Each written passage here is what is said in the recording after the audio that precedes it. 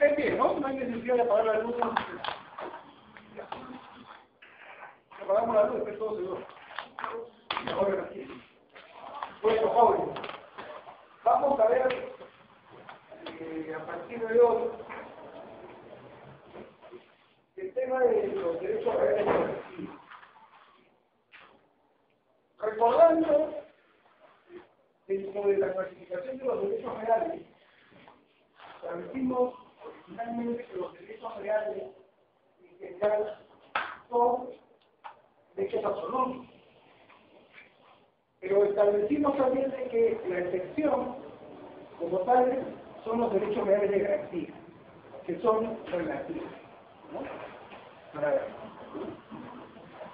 ¿Por qué los derechos reales en general son absolutos y por qué los derechos reales de garantía son relativos? Para ver un voluntario.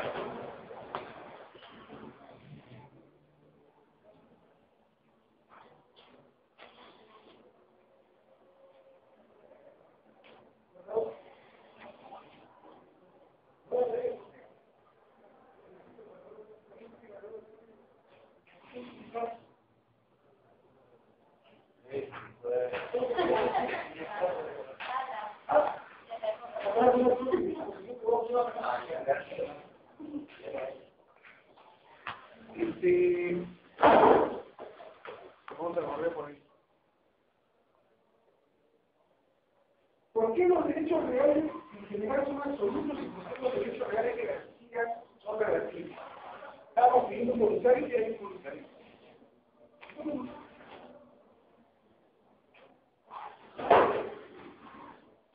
Ante todo, ¿qué es un derecho absoluto y qué es un derecho relativo? ¿Alguien se acuerda? Veo varias caras conocidas. Ese derecho me sorprende, ¿no?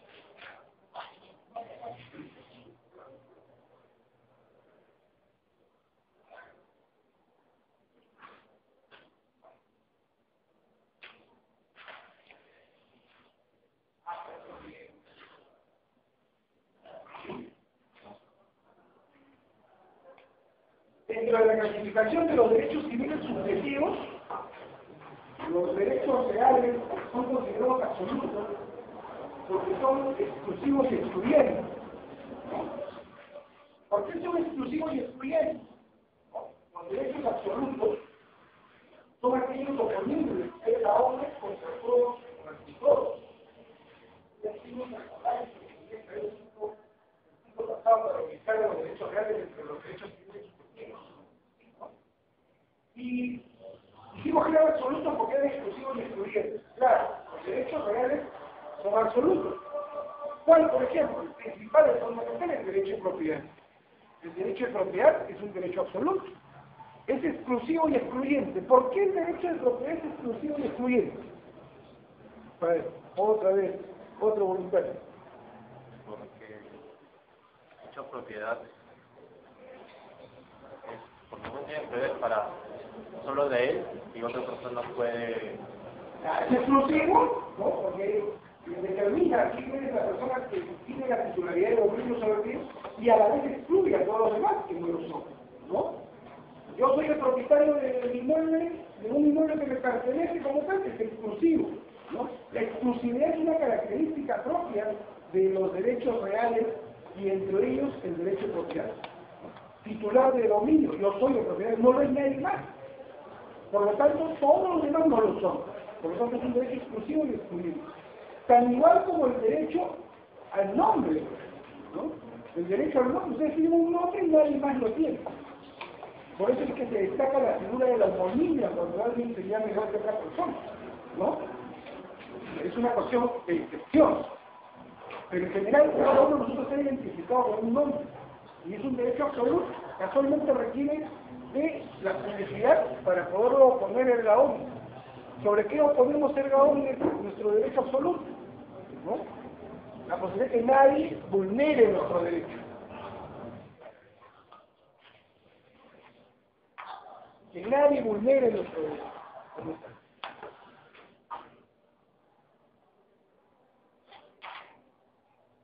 En cambio, los derechos reales de garantía son relativos.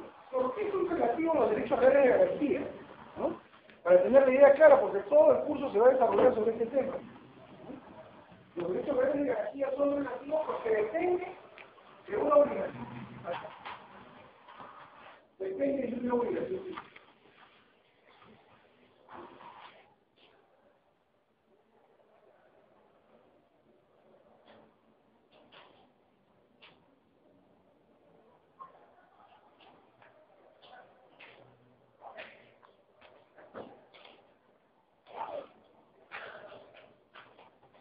¿Cómo es eso?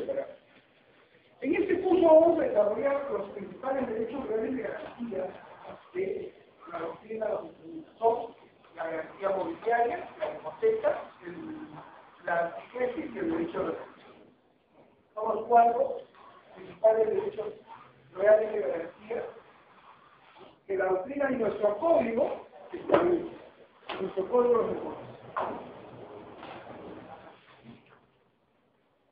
Todos estos derechos reales de garantía existen porque previamente se ha constituido una obligación.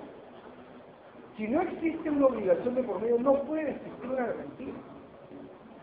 Sino que garantía, que estoy avalando, que estoy respaldando. Tiene entonces que existir primero una obligación. Por eso es que tenemos que tener claro el término también de obligación. Porque durante todo el curso lo vamos a mencionar, estos derechos reales de garantía como característica principal, lo vamos a ver en esta clase, son derechos que dependen, son relativos, dependen de la existencia de una obligación principal. Entonces, ¿qué es la obligación? La obligación implica la existencia de una relación jurídica. La existencia de una relación jurídica, por medio de la cual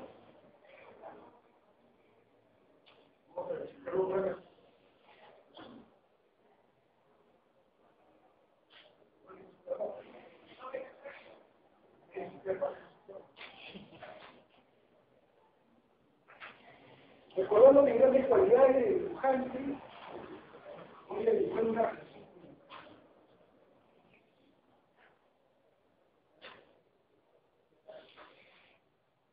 Esta es una relación jurídica que crea, ¿no?, una relación jurídica obligacional. ¿Qué es una relación jurídica obligacional? Una relación jurídica obligacional, ¿no?, que es prácticamente lo que ustedes van a desarrollar en los recursos de obligaciones, es la existencia de una relación existente entre dos sujetos. Uno llamado sujeto activo, ¿ah?, solamente garantía, señorita.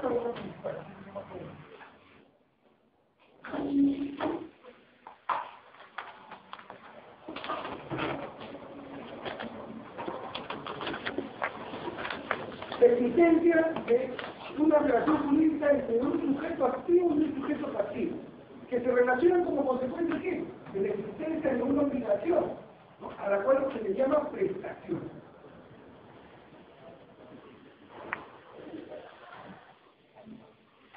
Entonces, aquí encontramos tres elementos. Dos de ellos vienen a ser los sujetos y uno de los objetos de la existencia de una relación jurídica. Cuando falta uno de ellos, ya no hay relación jurídica obligacional, ya no existe obligación. Y por lo tanto no hay que respaldar si fuese el caso, ¿no?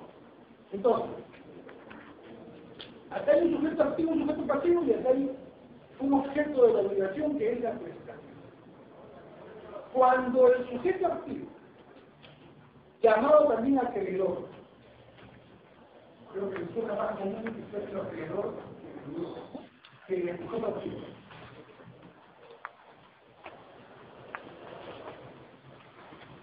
Cuando una persona requiere de otra el cumplimiento de una obligación, ese es el acreedor. Y el que debe cumplir con la obligación convenida es el deudor. ¿Cuál es el que tiene que cumplir? La prestación a la cual han convenido o que han nacido por mandato. Hay dos formas de constituir una obligación, de manera contractual o extracontractual.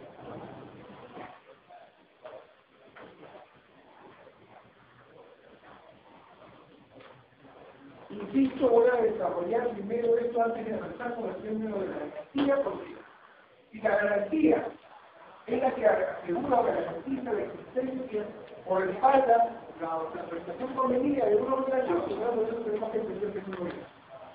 Entonces, la relación obligacional nace, ¿no? O de manera contractual, quiere decir un acuerdo entre las partes, ¿no? Si yo contrato a una persona para que realice una actividad determinada, estoy constituyendo una relación obligacional que nace de la manifestación de la voluntad de las partes, por lo tanto, tiene un carácter contractual. Pero hay obligaciones que nacen por mandato de la ley. Estas no nacen por acuerdo de la voluntad de las partes. Es decir, alguien se constituye en acreedor de una persona y es deudor de esta, no por acuerdo voluntario, sino por mandato de la ley. ¿Cuáles serían? Aquellas obligaciones que nacen como consecuencia del mandato de la ley y no un acuerdo voluntario, como sería el que yo vaya en este momento al concesionario y compre algún producto. Si yo voy al concesionario y compro un producto, estoy desarrollando un contrato de compra-venta, ¿no? Voy a cualquier establecimiento comercial para adquirir un producto y me otorgan un crédito, también estoy utilizando un procedimiento de contrato de compra-venta con crédito por medio, es decir, la forma de pago me la están fraccionando para pagar el pago, nace de un acuerdo voluntario. Entonces, hay una manifestación de voluntad que lleva a la constitución por medio de un contrato, ¿sí?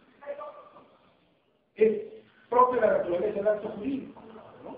Pero ya sabemos que el acto jurídico tiene que ser la manifestación de voluntad por la cual uno crea, regula, modifica o extingue relaciones jurídicas, ¿no? Pero de ahí saltamos al mundo de los contratos. Y el mundo de los contratos establece en el artículo 1351 del Código el mismo concepto del acto jurídico, incluido una palabrita más. ¿Cuál es?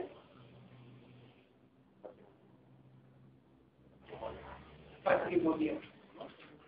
El artículo 1351 del Código da el mismo concepto del acto jurídico, simplemente añadiendo que lo que están creando las partes con un acuerdo, ya sea para crear, regular, modificar o extinguir, son dos cosas, relaciones jurídicas patrimoniales. Y aquí viene una característica fundamental, porque es patrimonial. ¿Qué es lo patrimonial? Lo patrimonial es lo que se puede valorar o cuantificar económicamente.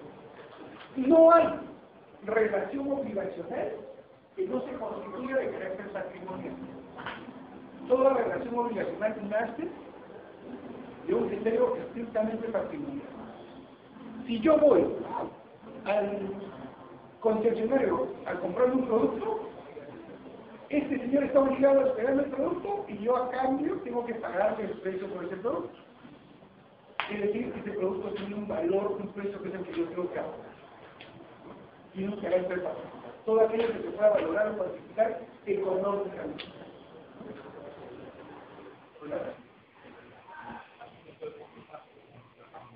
¿Está claro el asunto? Vamos caminando bien, que no hemos entendido, confundido y no hemos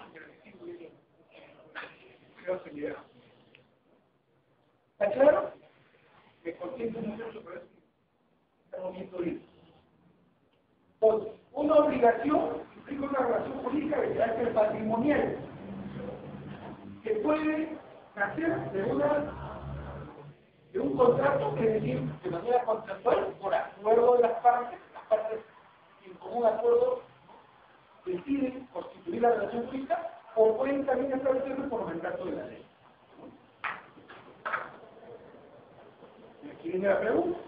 Si toda relación jurídica obligacional que nace de un contrato es por acuerdo de voluntades, ¿no?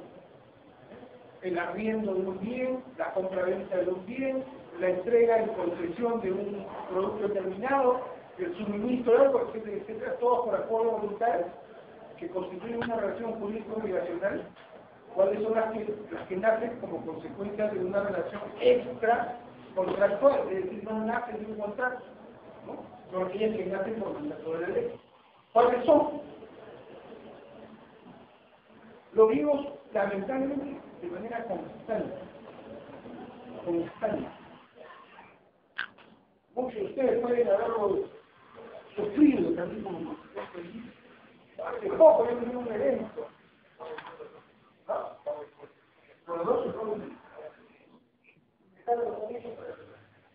Para parar el menores de 40 años.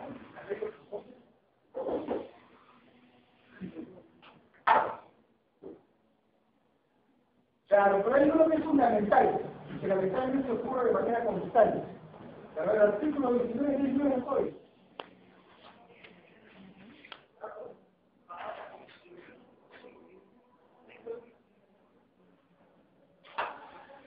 No, te digo estoy. Lea usted, vea usted, artículo 3 y lea el texto. Artículo 1969, intención de daño por dolo oculto. Aquel que por dolo oculto causa un daño a otro, está obligado a indemnizar. Aquel que por dolo oculto causa un daño a otro está obligado a indemnizar. Y no tiene la ley. ¿Cuál es entonces el típico acto de responsabilidad extracontractual? Los accidentes. El solo hecho que alguien con su vehículo atropella a una persona y le causa un daño, automáticamente crea una relación jurídico-obligación. Automáticamente. ¿Por qué? Porque está obligado a indemnizarlo. Porque le causó un daño. Pero ¿cuál es el requisito fundamental? Que se cause daño. Que se cause daño. Hace unas semanas estuve por una primera vez que viajo por hace mucho tiempo que no lo hacía, por un tema ya familiar, ¿no? Lo creo, Chimbote. Y a Chimbote, tranquilo, tomamos unos taxis que nos llevaron a llegar, tuvimos unos taxis porque habíamos varias personas, fuimos a una reunión familiar, y lamentablemente el taxi que yo iba es impactado fuertemente por otro vehículo. Mi esposa y yo, aparentemente ilesos, no nos pasó nada, seguramente el susto. Inglés sentados por la parte de adelante, bajamos a ver el vehículo totalmente achantado a la parte de el impacto era más fuerte que llegaban nosotros. Ahora los vehículos de ahora son vehículos aparentemente no teníamos nada, nosotros no interveníamos en el tema. Yo a mi esposo le dije, ¿tienes algo? No puedo, no tengo nada. Yo tampoco le puse nada más el impacto. Nos fuimos a dictar para el compromiso y a la hora ya de cambiarnos todos, te das cuenta que el señor es un solo. Inmediatamente la cosa, es que porque le ha causado un daño, ha quedado una reacción jurídica. Porque si no hubiese daño, no tendríamos por qué intervenir. El que causa el daño está obligado a indemnizar. Entonces, esa es una manera de constituir, claro, los impuestos, el mandato de la ley nos implica una obligación, ¿no? Es tener que cumplir con la contribución correspondiente a la obligación constituida de acuerdo a la naturaleza, ¿no? De la imposición, ¿no? Si yo tengo un inmueble determinado en un distrito X, se le cobrará el impuesto predial, ¿no? Si yo utilizo el bien en posesión, tengo que pagar los arbitrios, y así sucesivamente, es todo el tipo de obligaciones que se constituyen como consecuencia de la relación existente con el lugar determinado, ¿no?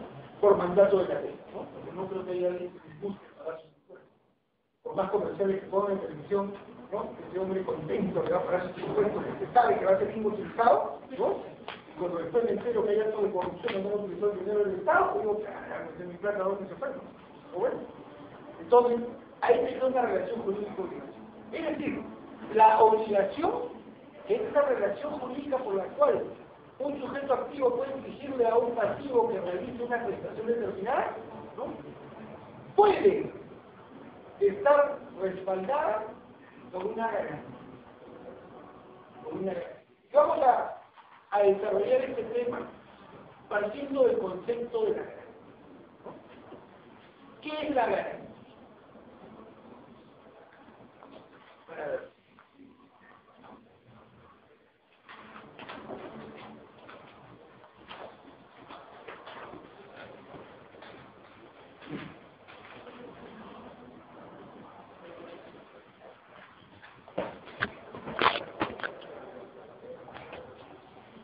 aquí etimológicamente la palabra garantía tiene aparentemente dos orígenes, ¿no?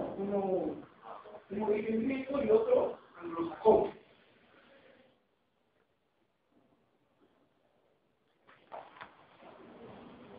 Es decir, la palabra garantía es una figura que aparentemente ha sido utilizada desde la antigüedad.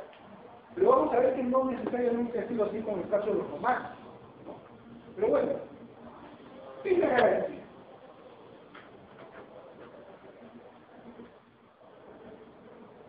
Juan Eugenio Castañeda, el maestro Castañeda, ¿no?, cuya obra está aquí en la biblioteca, no voy a escribirlo a usted, ¿verdad?, señala que debe entenderse por garantía todo medio de reforzar el derecho del acreedor. Para que vean la importancia de la introducción al tema. Todo derecho del acreedor. ¿Para qué? En la hipótesis de que el deudor tenga el supuesto de que el deudor no cumpla con la prestación por él pedido. O sea, aquella por la cual él se compromete a cumplir. Por lo tanto, la garantía supone la existencia de una obligación cuyo cumplimiento seguro. Entonces, la garantía implica un modo, una manera de reforzar, ¿no?, el derecho que tiene el acreedor de exigirle al deudor el cumplimiento de un otro. Y aquí me faltó un detalle, y creo que también lo conversamos, problemas que compartimos el curso de reales municipales. Decimos que las prestaciones que constituyen el objeto de una relación obligacional son tres. Unas obligaciones de dar, de hacer y de no hacer. Cualquiera puede tenerle por medio, ¿no?, poder ser reforzado por la existencia de una garantía. Las que comúnmente se constituyen, ¿no?, como garantías son las obligaciones de dar, ¿no? Es decir, alguien le presta a alguien algo, por decir una suma de dinero. Yo le pido a la señorita que me preste una suma de dinero determinada, y la señorita, pues, me conocía antes de esta casa, no me conocía, ¿no? Y yo tampoco la conocía a usted, ¿no? Mire mi frescura de pedirle prestado, ¿no? Pero usted, mire, como yo no lo conozco, muchas veces por pasar el curso, yo me presto porque le doy una garantía, ¿no? Ya le presto el problema, pero doy una garantía, ¿no? ¿Por qué? Porque generalmente no hay una relación de confianza, de amistad o algo de por medio, ¿no?, que a ella le dé la garantía de seguridad de que lo voy a cumplir, ¿no? Entonces, si no lo conozco, denme una garantía. Le doy mi reloj a la señorita y ella me presta la suma de dinero. ¿Cuál es la naturaleza de la obligación originariamente? Es la prestación de datos. La señorita me presta 100 soles. Yo estoy obligado a devolverle esa suma. Y ella garantiza que yo voy a cumplir en la medida en que hemos pactado una fecha determinada. Y así no nos volvemos a ver hasta el próximo día, ¿no? Que no sea feriado. El próximo día me recuerdo, le pago sus 100 soles y ella me devuelve el objeto que yo le di en garantía. ¿Para qué tenía ese objeto en garantía? Para el supuesto de que yo no cumpla con la obligación convenida. Entonces, no me pagan, perfecto, yo venderé el reloj que me diste, ¿no? Ya sabes que es un Rolex, pero tratado de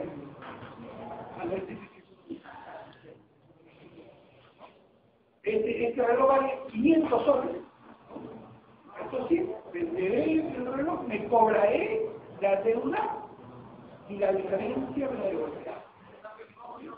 No se opera así. Es decir, se cobra lo que es materia de existencia y la diferencia de la... ¿Por qué? Estamos felices. ¿Por qué?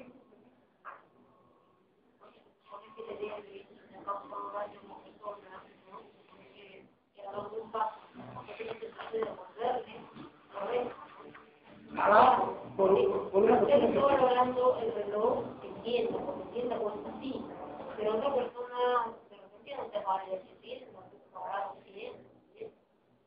Ya, perfecto, ya que sea 200, pues, ya no 500 como cuesta en tienda, ¿no? Pero yo le digo 100. Y el tiempo que se mueve. Proporcional. 20. Una semana no va a cobrar usted más intereses, ¿no?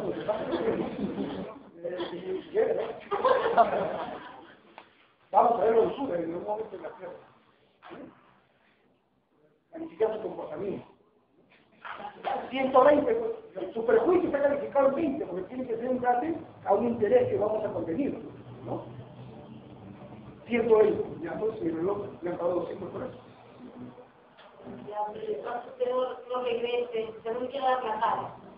Por ejemplo, ¿no? Si me quiere dar la cara, pues me quiere volver. Ya usted está grabado la Yo situación. no lo veo y ya. No, pero ¿cómo no voy a venir? Si no, ya el decano no me saca que no voy a hacer profesor. Yo tengo que venir, pero mi frescura es tan grande que decir, no tengo, porque hay fresco, ¿no? No tengo. Algún día si tendré te pagaré. Pero mi actitud puede ser así en la medida que no haya dado ninguna garantía. Vamos a ver por qué la garantía lo que busca es eso, reforzar el derecho del acreedor. Pero contrario a otra figura. A ver, rápidamente, se me viene a la memoria, 1112. ¿Qué dice el 1112? ¿Quién no sigue este código procesal? ¿Qué dice el 1112?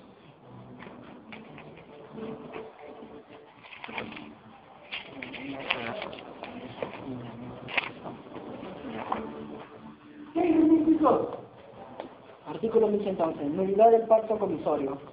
Aunque no se cumpla la obligación, el acreedor no adquiere la propiedad del inmueble por el valor de la hipoteca. Es nulo el pacto en contrario. Se ha prohibido el pacto comisorio y el procedimiento político. Y ojo, el pacto comisorio lo prohibieron los romanos. Desde Roma está prohibido el pacto comisorio. ¿Qué significa? ¿No? Que porque el hecho de que yo no le pago la obligación principal, la señorita ejecuta la garantía, ¿no? Y se queda con toda la garantía o se queda con el bien dado de garantía, no. Pues es la figura del pacto comisorio. Lo vamos a ver dentro de un momento. No les digo más, pero vamos a ver dentro de un momento. Entonces, la relación obligacional debe respaldada, garantizada, asegurada en el supuesto de que, y este es un tema que nosotros los abogados debemos manejar, ¿no? Porque ¿qué ocurre generalmente cuando dos partes se ponen de acuerdo en constituir una relación obligacional? ¿No? Yo me he enterado que usted es una buena profesional, no sé en qué materia generalicemos, es una buena profesional y desarrolla mucha actividad, ¿no? Por lo tanto yo la contrato, porque es prestación de servicio, ¿no? Pero ¿qué me garantiza que va a cumplir debidamente? Tenemos que poner en el supuesto de que, porque todos los que conocen de que no lo hagan, o no cumpla con las condiciones que hemos pactado, tenemos que establecer una garantía. Y esta garantía es en función a la cláusula correspondiente. ¿Sí? ¿Ve algo? Entonces, en función a eso, yo establezco una garantía. Por si no cumple. Por si no cumple. Esa es la importancia de la garantía. Tengo siempre que ponerme en el supuesto de que alguien no va a cumplir. O en la ejecución plena, o en la ejecución ha sido parcial cambiado de ejecutor. Entonces puedo incluir otras cosas, cláusulas penales, cláusulas resolutivas. Vamos a ver cuáles son las que establecen el mundo de la garantía procesal. Entonces, conforme dice José Eugenio Castañeda, esta obligación debe sentirse respaldada. ¿Quién debe sentirse respaldada? El acreedor. El acreedor tiene que proyectarse en el supuesto de que por alguna circunstancia el deudor no pueda cumplir con la prestación. Y los supuestos pueden ser supuestos consecuencias de acciones dolorosas o culposas. Es decir, puede ser que él por propia voluntad no desee cumplir la obligación, o que haya presentado unas circunstancias que impiden que la desarrolle. Por ejemplo, una situación repentina de insolvencia, ¿no? Yo tenía que cumplir, usted va a arrendar el negocio que yo tengo para realizar una actividad, ¿no? Una fiesta familiar, y alquila mi local, yo mi local lo alquilo, ¿no? Para hacer fiesta social, fiesta cerrada, entonces alquilo para que usted ya feliz, esperando el día determinado para realizar este evento en mi local, ¿no? y lamentablemente mi local sufre pues, un deterioro consecuencia pues, de un movimiento sísmico repentino. Se destroza la piscina, ya los ambientes particulares, esa también sufre un deterioro, ya no puede prestarme la propiedad.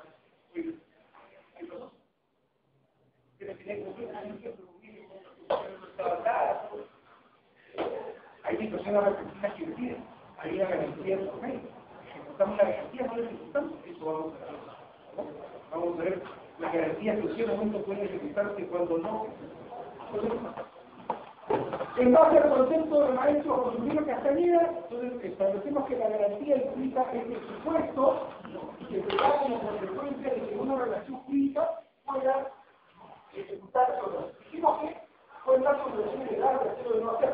Una obligación de dar, la típica obligación de dar es el crédito. Es la típica obligación de dar, ¿no? Aunque en el mundo de las obligaciones de dar encontramos dos tipos, ¿no? La del carácter restitutorio, es decir, yo le presto a alguien una suma de dinero, esta persona me la tiene que devolver, me tiene que restituir el préstamo, ¿no? En el caso de un crédito, esta restitución se hace en función al acuerdo de las partes. Oiga, señores del banco tal, présteme $40.000, perfecto. ¿No? Hemos evaluado su nivel crediticio. Usted para poderlo calificar, profesor de Garcilaso, inmediatamente aprueba el crédito. Esto gana tanto como no va a poder usted pagar, ¿no? Calificado, aprobado mi crédito, ¿no? Oiga, sí, pero tiene de todas maneras que constituir una garantía por los $40.000 que yo le estoy prestando. Mi casa, mi inmueble perfecto, ¿no? Cubre eso, respalda la obligación. Oiga, pero esa obligación, ¿no? Que nace del préstamo que yo le hago de $40.000 al momento en efectivo, mediante un cheque, que usted ya lo puede, un cheque casi es un documento en efectivo, ¿no? Este tipo diríamos tres títulos de valor. Ahí van a saber que uno de los documentos que ni siquiera se pueden dar el respaldo de garantía es el cheque, porque es un documento que se puede cobrar inmediatamente, ¿no? Le doy a usted $40.000, pero usted me lo va a pagar en cómodas cuotas. Mientras más cuotas me dé el banco, ¿no? Ella es feliz, ¿no? Oiga, ¿para qué se hace problemas? ¿Para qué quiere pagar en un año? O sea, salen a los 5 años. Claro, la cuota le va a salir tal. Oiga, no se puede pagar, son 5 años. Claro, pero hay que se van a interés compensatorio, ¿no? Y es el correspondiente al uso de los medios, ¿no? Que es el que se sube. Por eso es que usted, al final, no termina pagando los $40.000, ¿no? Termina pagando un poquito más, ¿no? Dependiendo, ¿no? El interés compensatorio. Y eso que si se atrasa, interés moratorio, ¿no? Pero bueno, la gente vive feliz viendo que está hablando. Entonces, ¿tiene que hacer el préstamo? Es negativo, ¿sabes? Le golpeo, me caigo, por gusto usted. Venga, por favor,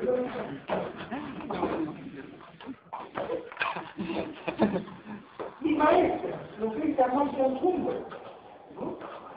Lucrecia fue miembro de la comisión que elaboró, ¿no? el final libro quinto del Código Civil, ¿no? La Lucrecia decía que garantizar significa asegurar el cumplimiento de la obligación. O sea, una garantía es un seguro. Es decir, algo me asegura que usted va a cumplir. ¿Cómo es eso? Claro, si usted no cumple la manera que hemos convenido, lo que me da garantía es lo que me asegura que de todas maneras yo voy a hacer cobro de mi crédito, ¿no? Entonces, lo que hace garantizar es el cumplimiento de una obligación. De lo que se desprende dos observaciones. Mi maestra es muy clara, decía, hay dos cosas fundamentales en el caso de una obligación. Primero, que no es indispensable. No es indispensable. Claro, ¿por qué? Porque la señorita a la cual le pedí prestado 100 soles, que no me conoce, ¿no? Ella reconoce que hoy día recién, ¿no? Primera vez que me mira, ¿no? Primera vez que me mira usted, también tiene que ver a mí. No me conoce, no conozco a alguien que me pide prestado, y yo tengo la posibilidad de prestarle, perfecto, lo hago, pero le pido una garantía, ¿no? En cambio yo al joven sí lo conozco, y usted sí me conoce a mí, ¿no? Usted aprobó con buena nota, ¿sí qué pasó? Más o menos, entonces, pero por no me conoce. Yo le pido prestado a él, como el señor me conoce, no, yo sí lo conozco, yo le presto, ¿no? Sin garantía. ¿Por qué? Porque la garantía no es indispensable. No es indispensable. ¿No? Para esto siempre yo recuerdo mis épocas en que yo era un agente de crédito. Y ahora ya no lo soy. He trasladado todas mis experiencias de mi esposa.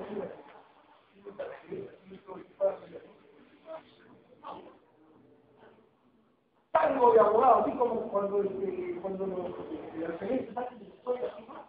Tango de paga, que abogado, yo solucionaba todos los problemas políticos del país, ¿no? Comienzo a ganar mi platita y lo primero que hacemos es, hay que comprar cosas, ¿no? Y me voy a una tienda comercial, estoy aquí un par de años, y yo no conocer. Yo he sido responsable de ¿no? Existía una tienda comercial y dije, lo primero que hacen fue un televisor, ¿no? En mi época, estoy hablando de hace 27 años atrás, ¿no? Que me había nacido, ¿no? Yo ya ejercía la carrera de manera legal, por ejemplo, así legalmente, con una fiscal, un abogado, que ganaba mi platita, ¿no? Antiguamente, en las casas solamente había un televisor, ¿no? Y ya en el tiempo, ¿no? Ya cada uno tiene un televisor hasta en el baño, ¿no? En el baño, ahora estamos volviendo a ver porque el televisor en la sala, porque el televisor de 80 pulgadas ya no lo va a meter en el baño, ¿no? Pero bueno, se da un solo televisor. Entonces, yo, recién ahora voy a comprar un televisor en la tienda comercial, ¿no? Y el responsable de la tienda comercial me dice, oiga, perfecto, si usted no me trabaja, servicio, asesor legal, perfecto, muy bien, listo, ¿no? Necesitamos una garantía personal, alguien que gane más que usted, ¿ah? El gerente legal, perfecto, tiene que firmar estos documentos, ¿no? Lo va a garantizar. Si es de mi gerente legal, pues nada, no hay problema, firmó por mí, o sea, avalando el crédito que me estaban dando, me entregaron el televisor para este, ¿no? Y como yo en esas épocas pues pagaba puntualmente mis obligaciones, ¿no? Puntualmente pagué, no sé qué eran, 6 cuotas, 7 cuotas, algo así, ¿no? Cuando carecemos la última cosa, ¿no? La típica, pues, señor, ¿y ahora qué otro producto se va a llevar? ¿No? Bueno, pues, ¿qué es lo que sigue cuando uno se compra el televisor? No puede ser, hace 27 años me existía dividir, joven. Tampoco,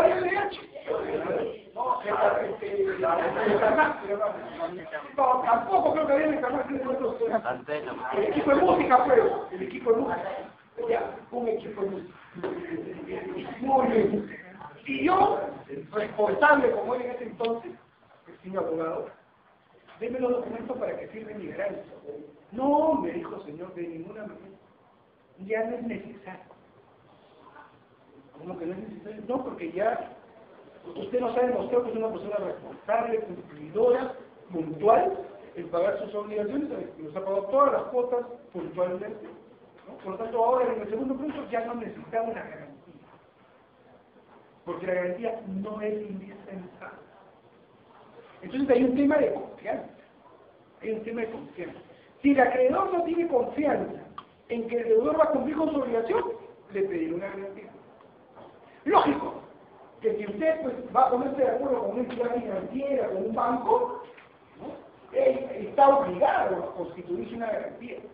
Porque el gerente, por más gerente que sea, no es su dinero, pues. Entonces él no puede, ¿no? Decir, no, te presto y no hay necesaria garantía. Oye, pues no es tu plata, es la plata de todos tus clientes, ¿no? Que han depositado la confianza, etc.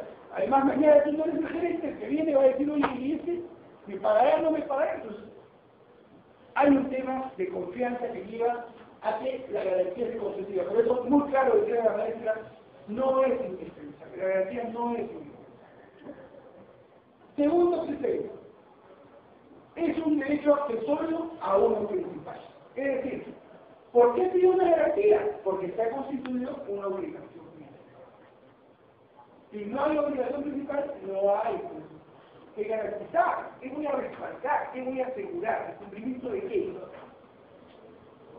Como digo, generalmente de una obligación de edad. Las obligaciones de edad yo estaba diciendo que pueden ser aquellas que implican la restitución ¿no? De algo que uno entrega, por ejemplo, préstamo de dinero, porcentaje de ingreso. La otra figura que se da en las obligaciones de edad son las transactivas, es decir, cuando yo compro algo. Cuando compro algo, se traslada el dominio. Quien me vende un producto está obligado a entregar, es la obligación de edad. ¿No? ¿Y cuáles son las que requieren garantía? Las constitutivas. Aquellas que la ley. Yo le entrego algo a alguien y este me la sigue.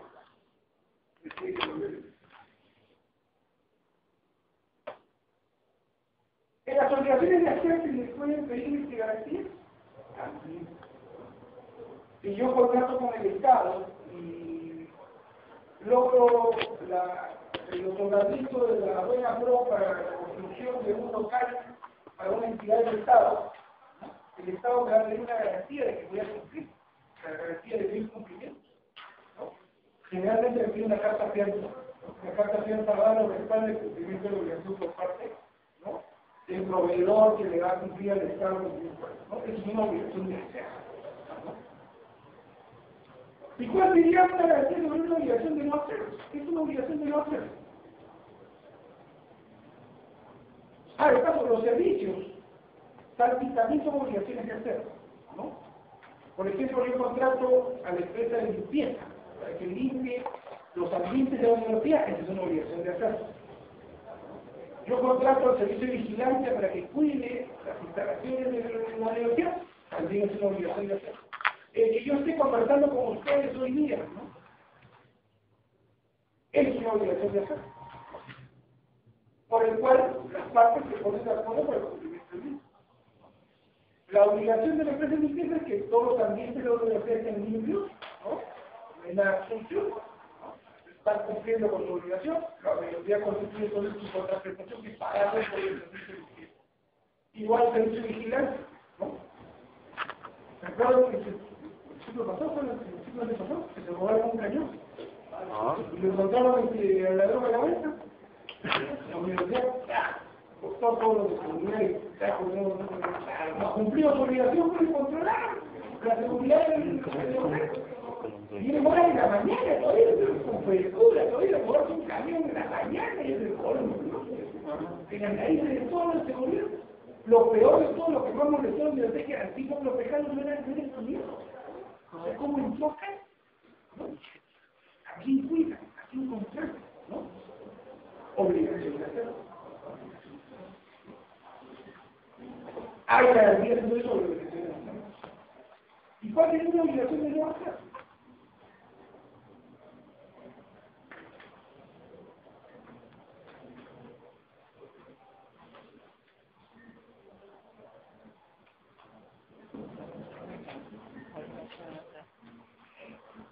No estoy conversando con jóvenes de esos temas. Sobre el tema, ya puedes decir a usted cuál tenía una obligación de no hacer. Ya son acuños abogados. Abogados sí. Es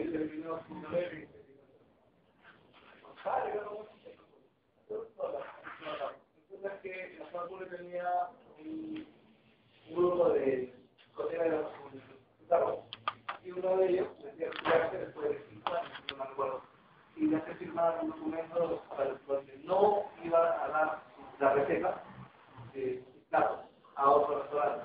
Eso puede ser no hacer.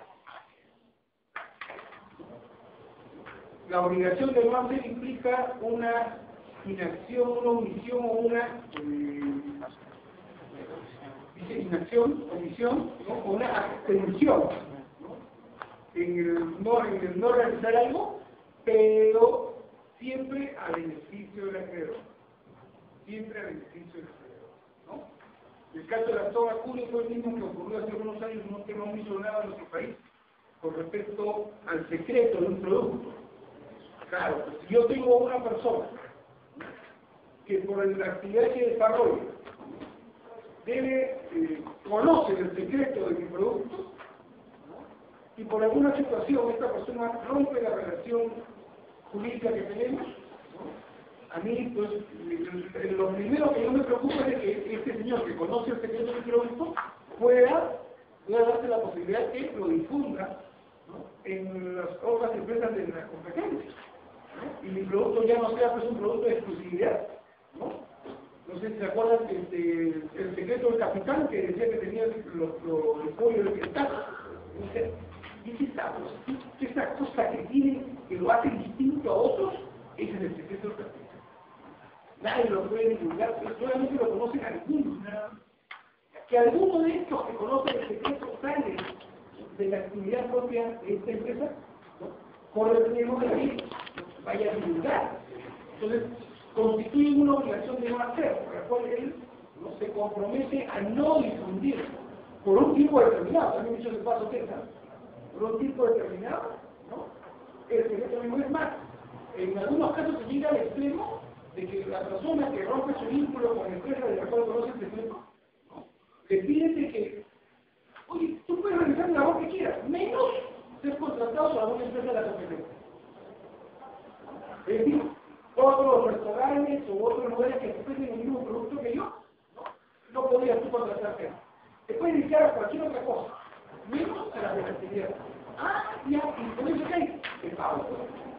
Se constituye una obligación de no hacer. La obligación es no difundir, el secreto no difundir, la información reservada que yo tengo. Hace poco, volví a ver de tiempo, no veía un amigo, y me quedé sumamente sorprendido. Bueno, un tipo algo robusto, pero ahora ya está hecho. Pero ya viendo entre amigos, ¿no? Se hace chingada. Orgánico, ¿no? ¿Qué ha pasado? Una historia muy larga. Es un técnico especialista en telecomunicaciones, etc. Y era uno de los empleados de mayor capacidad técnica en una empresa X. Y lo contrata la competencia. Y se fue con todo el conocimiento que él tenía de todos los productos hasta cibernéticos que había que ver en esa empresa y va a la otra. Y la otra lo contrata. La otra empresa lo contrata y miren las actividades solamente importantes en esta empresa, que contrataron adicionalmente o tenían personal de servicio a disposición de él. O sea, este tipo solo se levantaba de su asiento para ir al baño nada más. Pero si ahorita se le ocurría un sándwich de pollo, basta que el hombre no termine de decir pollo y ya tiene el sándwich, ¿no? Quiere una gaseosa, quiere un café, ¿no? La cosa es que el tipo no se movía de ahí, de trabajar hasta las 30 horas de la noche. O sea, lo encebaron ahí a gusto de él, pero que realice la labor no tengo nada. Y poco a poco comencé a engordar.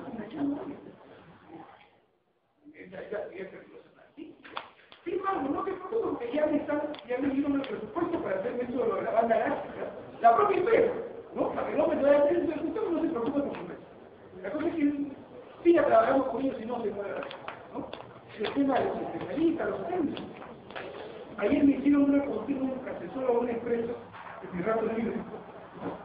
Y las dos que ellos en un relato y ya se le dije a otra, me llamaron, estaban preocupados por un trabajador que era jefe de San José. Y se desarrolla todas las actividades de una empresa conocida. Un especialista en la materia, un técnico excelente que ahora está sacando su carrera de título de instituto. Y lo han demandado por alimentos. Y como no quiere pues, pasarle alimentos a la mujer, pues ha cambiado por la mujer.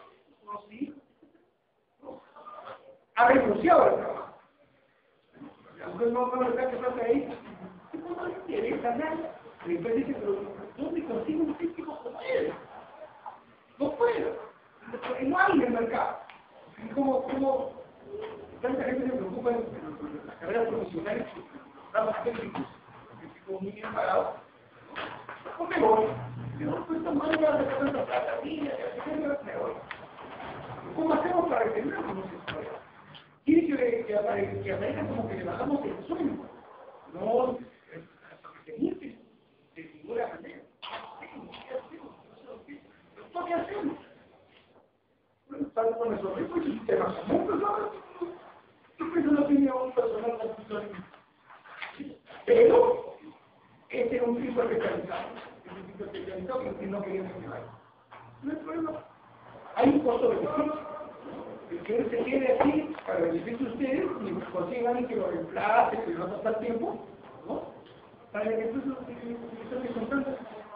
O por los sitios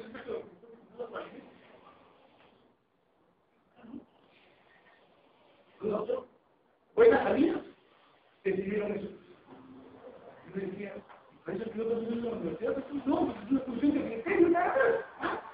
¿Qué es necesario que la abogada diga eso? Sino cualquier otra persona que piensa como él, ¿no? Si él siente que va a sentir su proceso porque está descontando sus datos, no, responda en su de alguna manera, pero le va a hacer un ejercicio a ti. No hay. Simplemente eso. Para su diferencia. Para eso estamos los abogados, para eso nos llaman. Se supone que conocemos tantos casos que por ahí algunos, indicar algunos que hemos conocido, lo que el derecho nos enseña, para llevarnos en una situación. Las obligaciones de no hacer son que son aquellas que implican una suspensión, una inacción o una omisión, pero siempre a beneficio del acreedor. Siempre a beneficio del acreedor.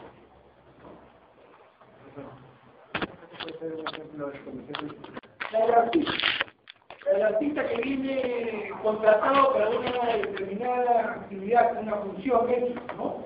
Pasa. Por ejemplo, yo traigo a un artista exclusivo viene en estos días, no sé.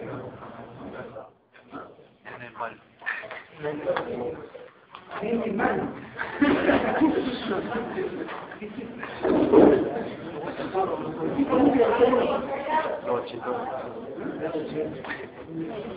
Ya viene, es un artista exclusivo, traído por una empresa determinada.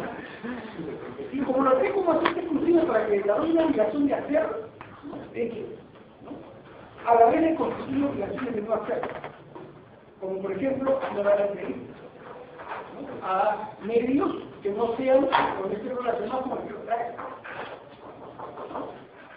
A la vez le prohíben a que desarrollen una actividad, para que desarrollen una actividad estricta, exclusiva, tiene que dar una función. Por lo tanto, no puede dar otra. Por ejemplo, hay artistas que a veces por sus criterios religiosos, etcétera, vienen a las agrupaciones religiosas de su tendencia, etcétera, le dan instituciones especiales, de artistas, pero no, pues, estoy trayendo yo, estoy pagando todo y estoy pagando lo que está pedido, ¿no? Se constituye obligaciones de no hacerlo. No sería posible que yo traiga un artista, ¿no? Que lo voy a presentar en el estadio nacional, pero lo más cercano, el estadio nacional, ¿no? Se hace con la expectativa de llevar más de 40.000 personas para que lo vean, ¿no?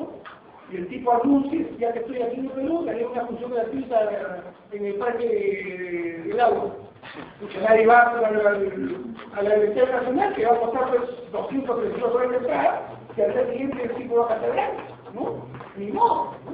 Entonces, hay obligaciones de no hacer, o sea, hay obligaciones de no hacer. Y están garantizadas, porque si yo no cumplo con la obligación de no hacer, ejecuto una garantía, que generalmente es una garantía personal, ¿no? Una suma de dinero como peluquería. Incumpliste, pues, te dije que no fueras a dar entrevista, no, pero no es mi amigo, fue mi año, la emisora tal. Sí, pues, pero aquí yo estoy creando una expectativa, ¿no?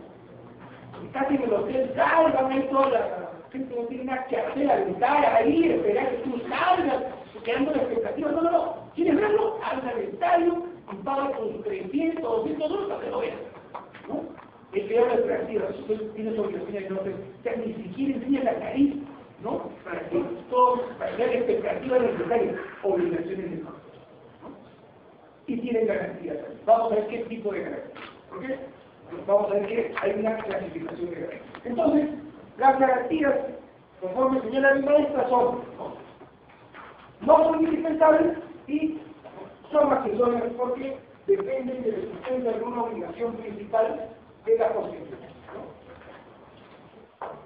El maestro José Antonio Rivera Rey, ¿no? El caso de la facultad.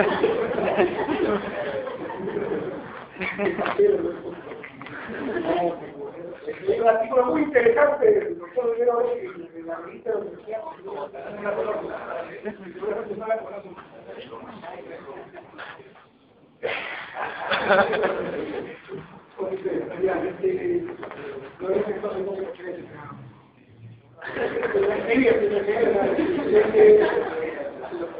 Escribió un artículo muy interesante sobre las garantías en la revista Aquí la Universidad y ponía, por ejemplo, que las garantías otorgan seguridad y tranquilidad al acreedor respecto de la recuperación de su crédito, y eso es común, porque si un acreedor, ¿no?, por ejemplo, una obligación de edad le presta, ¿no?, a una determinada persona que se constituye en un deudor y no constituye garantía, y el deudor por alguna situación no necesariamente dolosa, ¿no?, como puede ser que es una insolvencia repentina, ¿no?, no le había constituido garantía, el acreedor pues es más preocupado porque dice, ¿y este ahora de dónde me va a pagar?, ¿no?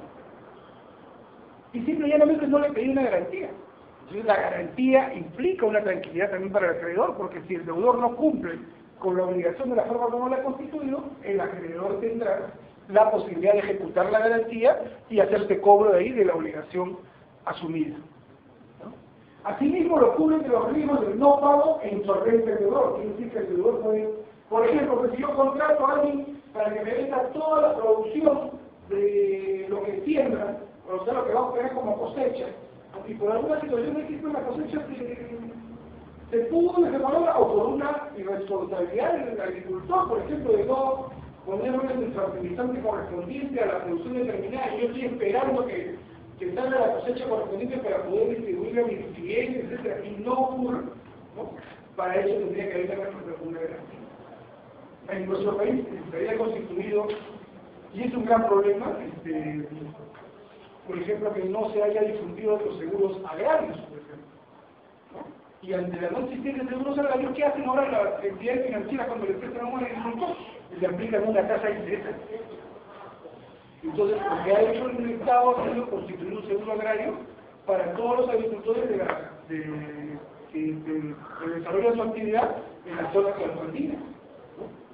Es decir, lo respalda en el caso de que, por ejemplo, en este momento, en esta época donde se está, ¿no?, el clima perjudicando a todos aquellos que siembran en las zonas altoandinas, el Estado los está respaldando, ¿no?, por medio de un seguro. Es decir, una garantía que a la vez también respalde al acreedor que contrató, por ejemplo, la producción que iba a tener determinadas actividades, ¿no?, y que por algunas circunstancias esta no ha desarrollado. Se ejecuta la garantía para eso. La garantía lo que hace es darle una tranquilidad al acreedor por la actividad o por lo que esperaba de él. Nuestro Jorge Musco es uno de los últimos destacados juristas argentinos que han escrito sobre el tema del derecho real, ¿no? Bueno, él hace un resumen en la primera parte sobre lo que son los derechos reales en general, pero a mitad vemos que en el caso de los derechos reales de garantía, dice, se tiene en consideración el valor pecuniario que se puede obtener con su realización. Ajá. Primera palabra, no vamos a llegar aquí. Primera palabra. En este curso de derechos reales de garantía vamos a encontrar palabras muy precisas o determinadas y califican la actividad propia de los derechos reales de garantía. Una de ellas es realización. ¿Qué es la realización? ¿Qué entienden ustedes por realización? En el mundo crediticio, la realización es la ejecución de la garantía. Realización significa ejecutar la garantía. ¿Qué quiere decir esto? Que si el deudor no cumple con pagar no cumple con realizar la prestación convenida, el acreedor tendrá derecho a la realización de la garantía. ¿Qué es la realización? La ejecución de la garantía. Es decir, ¿no?, rematar el bien, pues, o vender el bien y cobrarse la creencia correspondiente. Realización es la primera palabra que vamos a encontrar. Bueno, ya no se usa mucho el término realización. Alguna tienda comercial entra a rematar sus productos, ponía gran realización. ¿Qué era gran remate? Pues, el gran remate de los productos. Lo que hacen ahora las tiendas comerciales, cuando un producto determinado no tiene mucha salida y ya está cercana a la fecha de vencimiento, rematan eso bien. Y antiguamente las tiendas ponían gran realización. Ahora le ponen gran remate o cualquier... ¿Lo que es eso? La realización es eso prácticamente, la ejecución, ¿no?, de un bien determinado dado en garantía, ¿no? Entonces, ¿qué dice Musto al respecto? Musto dice que en el caso de las garantías reales, ¿no?, lo que interesa es el valor pecuniario que se puede obtener con su realización. Es decir, si yo otorgo un crédito a una persona determinada, ¿no? Volvamos al ejemplo aquí de la señorita que me presta y yo le doy garantía en el reloj, ¿no? A ella lo que le interesa es que le den en garantía un bien, ¿no?, que supere el monto de la obligación constituida. Es decir, si la señorita me presta 100, no le podría yo dar en garantía un bien que valga 50 o que valga 80. Porque si la obligación, en la manera como hemos convenido, no se junta, no junta yo con pagarle, ella va a tener un bien que tendrá que rematar o vender, ¿no?, que no va a cubrir la totalidad de la creencia. Entonces, necesariamente, una de las características que debe tener el bien dado en garantía es que valga más, ¿no?, que el monto establecido en la obligación principal. ¿Por qué? Y lo vamos a ver con mayor claridad cuando veamos garantía mobiliaria. Porque a la suma del capital, ¿no?, se establecen también los intereses, ¿no?, las cargas, los costos, las comisiones, etcétera, etcétera. Es decir, viene detrás de esto lo que algunos le llaman gastos administrativos, etcétera, ¿no?, que se suman a la obligación principal. Hay gastos. Oye, no me pagas, tenías que haberme pagado, te mando una carta notarial. Las cartas notariales no son gratis, ¿no? Mis cobradores tienen que ir, ¿no?, a buscarte para que le paguen. Me cuesta pues que vayan, ¿no? Movilidad, parte del sueldo que yo le pago para que realice su labor, etcétera, ya todo eso son gastos. Entonces, todo eso lo voy sumando, lo voy cuantificando y lo voy sumando a la obligación principal. Entonces al final ya no te debe 100, te debe 110, súmale con esta carga 120, 150, al final me debe 180. Oye, pero si solo me prestaste 100, sí pues, pero tengo que sumar todas las demás cargas y obligaciones que se han ido constituyendo para que al final tú cumplas con la obligación. Porque si tú hubieses sido puntual, solamente, ¿no?, te cobraría lo que es el capital más los intereses convenidos para la fecha, ¿no? Entonces, ¿no?, el bien que me hace en garantía tiene que respaldar prudentemente, ¿no?, la suma que yo debo garantizar en el cumplimiento de la obligación. Entonces el bien que entrego en garantía le debe ganar, ¿no? Entonces, eso es lo que acentúa mucho, ¿no?, de que lo que interesa más que el bien en sí, por su naturaleza, es el valor de él, ¿no? Es el valor del bien, ¿no?, que al momento de que yo pueda ejecutar la garantía, obtenga, ¿no?, lo suficiente para que mi acreencia esté totalmente cubierta. Y como lo hemos visto y lo vamos a ver en las características, ¿no?, está de por medio el que yo no puedo quedarme con el bien dado en garantía, ¿no?, tendré que devolverle al deudor la diferencia correspondiente. Porque si no sería un lucro de crédito, ¿no? Y además añade mucho. Podemos definir los aspectos fundamentales en su condición de accesorios y su función de garantía, ¿no? Entonces, reiterando siempre de que los derechos legales de garantía son accesorios, ¿okay? Lo que hacen es cubrir una obligación. Por eso, ustedes generalmente escuchan a los americanos, aunque lo acabo de escuchar ahorita muy reiteradamente, ¿no?, lo cual no corresponde, por este tema de Toledo, ¿no?, de decir, pagó sus hipotecas. No, señor. No, señor. Usted no paga la hipoteca. Los derechos reales de garantía no se pagan. Nosotros estamos viendo que son, ¿no?, son acciones de garantía, son medios de que acreditan seguridad. Lo que se paga es la prestación, la obligación adquirida. Eso es lo que usted está pagando. Entonces, era muy común escuchar a los americanos: usted me pide un gringo, préstame $5,000. No hace nada, le digo el gringo. ¿Por qué? Porque estoy pagando una hipoteca. No, tú no estás pagando tu hipoteca.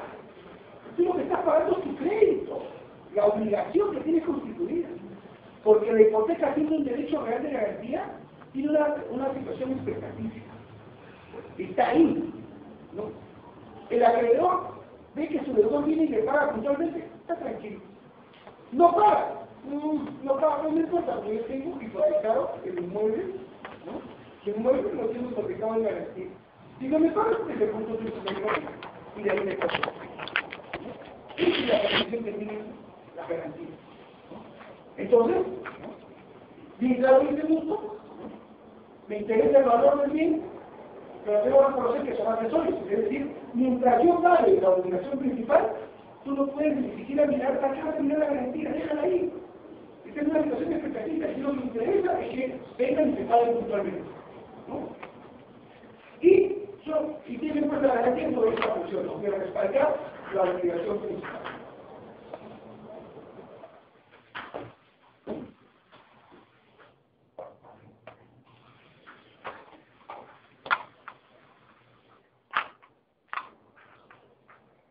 Aquí hacemos un algo que generalmente detallo esto porque es muy común de que nos preguntemos si verdaderamente las jerarquías siempre han existido, ¿no? Desde el momento en que hay un término griego al respecto de eso, ¿no? Los ingleses pueden ser chicos, pero por ejemplo aquí tenemos en la evolución histórica, tenemos que los romanos, por ejemplo, en los inicios del gran imperio romano, ¿no? Las obligaciones, por ejemplo, no tenían garantía específica. Las obligaciones no constituían garantía. ¿Qué cogía con las obligaciones? ¿No? Es decir, no era necesariamente, ¿no?, la prenda un medio por el cual se garantizaba la obligación. ¿Por qué? En los primeros siglos de Roma se tuvo un concepto muy rudimentario de la obligación. Es decir, si alguien constituía alguna relación con alguien, con algo que le debía, ¿no?, ¿qué ocurría? Recordemos que, lo van a ver ustedes en el curso de obligaciones, ¿no?, a las llamadas los llamados derechos personales, los romanos le llamaban casualmente personales porque decían que era una relación entre personas. Entonces, ¿por qué? Porque alguien era el acreedor y el otro el deudor, y el deudor no le cumplía al acreedor, el acreedor tomaba una situación de dominio sobre el deudor. A tal punto que hasta lo podía encadenar y lo volvía prácticamente, ¿no?, una persona dependiente. Es decir, cuando alguien no le cumplía a otro una obligación determinada, el acreedor se volvía prácticamente dueño del deudor. De tal manera, ¿no?, que en Roma antigua, el nexum, que era lo que antiguamente propiamente era un contrato, ¿no?, creaba la figura del reus debendi, que era el deudor. Y este deudor quedaba en una situación de dependencia absoluta con respecto al reus credendi, que era el acreedor. Y esta situación de dependencia implicaba, ¿no?, una atadura del deudor, semejante a lo que eran los dominios en patria familia, ¿no?, a tal extremo que incluso podía disponer de la vida de su deudor. Es decir, el acreedor, cuando el deudor no lo cumplía, tomaba dominio sobre él y si quería, hasta podía disponer de la vida de los que mataba. Y esto, que si había muchos acreedores, se repartían el cuerpo del deudor entre ellos.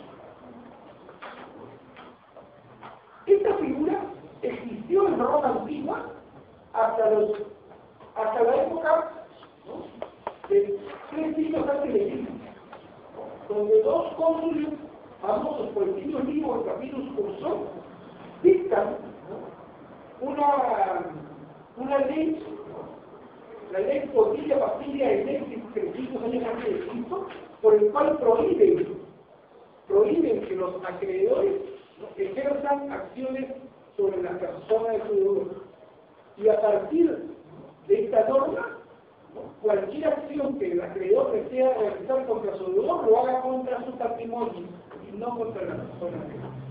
Ya recién 300 años antes de Cristo se establece en Roma que cualquier acción como consecuencia del incumplimiento del deudor ya no se ejerza sobre la persona del deudor, sino sobre su patrimonio. Es decir, lo cual obligaba ante cualquier persona que tomaba la posición de acreedor, se garantice o se asegure de que su deudor tenga patrimonio, como para que si no le compra, pueda acceder al patrimonio de él y cobrarse la propiedad. Pero si saben que no tenía ni patrimonio, ¿no? Un poco lo que ha llevado a la modernidad a desarrollar algún tipo de figura, ¿no? Como en nuestro país ocurrió cuando Fernando de Soto se preocupó en el tema del crédito en nuestro país, ¿no? Y de ahí sale su libro El otro sendero. ¿Han leído El otro sendero? ¿No han leído El otro sendero? Prólogo, y pongo una crítica que se le hace al liberalismo de ellos, pero una idea tengo de que el enemigo del Estado podemos dar facilidades para que se puedan consolidar las empresas. Claro.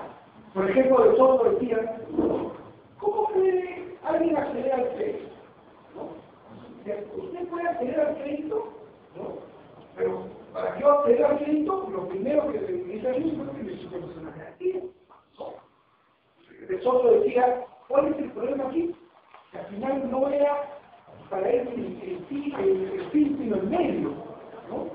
El acceso a la formalidad, ¿no? De Soto desarrolla su actividad, de hecho, lo acaba de hacer nuevamente con este último estudio que ha hecho en las comunidades nativas, ¿no? Muy interesante. Pero bueno, el origen de su obra, el otro sendero es de que De Soto dice, ¿no? Por ejemplo, ¿no? En uno de los pasajes de su libro, De Soto señala, se va a un asentamiento humano, y comienza a conocer cómo se desarrolla la actividad y se entera, por ejemplo, que hay un sastre, ¿no? Muy preocupado en la zona. Va a buscar este sastre. El sastre atendía en la sala de sastre. Y dice, oiga, usted es un buen sastre, aquí todos los vecinos lo reconocen a usted como un buen sastre. Sí, le dice. ¿Y por qué usted no habla en su local, en las sastrerías? ¿Por qué tiene que restringir o limitar el desarrollo de su actividad familiar? Porque usted está ocupando la sala de su casa. Su familia no puede desarrollarse libremente porque usted tiene la sala de su casa como si fuera su negocio. Es que no hay libre préstamo para poder tener mi local. ¿Cómo? ¿Qué tiempo voy a dar? Una que ha habido como 30, 40 años. ¿No puede usted establecer esto para su propiedad? No tengo el tiempo. Lo que nosotros dice, hay que convertirlo en informalidad de los mismos. ¿Para qué? No para que la gente saque su título y tenga su título de propiedad, no. Sino que teniendo el título puede acceder al crédito. Es decir, oiga, présteme usted, ¿qué tiene para dar de garantía? Mi casa.